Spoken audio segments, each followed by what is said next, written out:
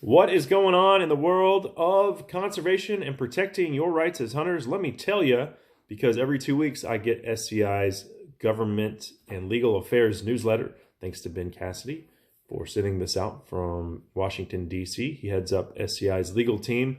But a couple things to highlight here.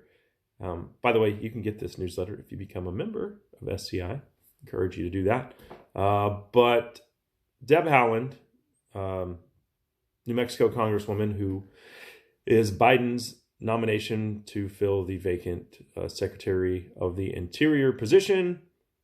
She's not cutting the mustard for a few senators, and I expect more to follow suit. But specifically, Montana Senator Steve Daines sat down with her recently, and he was very unimpressed because of her radical views. He doesn't see her having the ability to separate those from doing what's best for wildlife, hunter access. She's been considered more of a preservationist than conservationist, and we all know that what funds conservation is hunting. So writing's on the wall there. And it didn't take long for Wyoming Senator John Barrasso. He is the highest ranking Republican on the Senate Committee on Energy and Natural Resources. Anyway, he said that he would also follow suit and block her confirmation unless his and Senator Daines' concerns are addressed. She also supports the Green New Deal, Biden's oil and gas moratorium. She's in favor of that, and certainly opposes the Keystone Pipeline. All that stuff, not so great. We'll see what happens there. Moving on, though, so we'll keep an eye on that.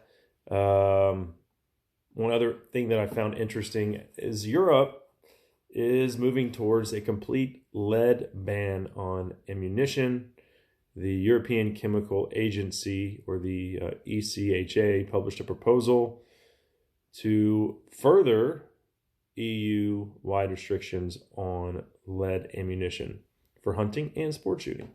So it's like sunset clauses in here, 5-year transition period for lead shot, for shotguns and lead rifle ammunition.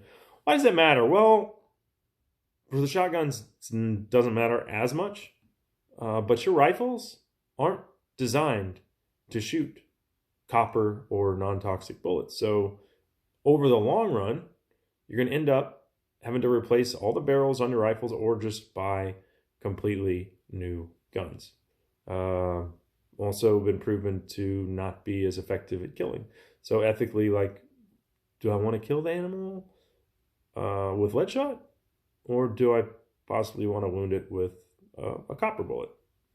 I don't know. I'm not saying that all copper bullets are bad. Certainly not saying that. Just saying there are studies out there that will tell you that lead creates a bigger wound channel. It's softer, so it's going to mushroom. Copper doesn't do it to the degree that lead does. So certainly want to keep an eye on that as things that happen in Europe. People say, oh, that doesn't affect us. Well, that's where a lot of these ideas, much like California, start. And then they trickle, well, I guess it would be they trickle east. California, they trickle west. But you get the idea.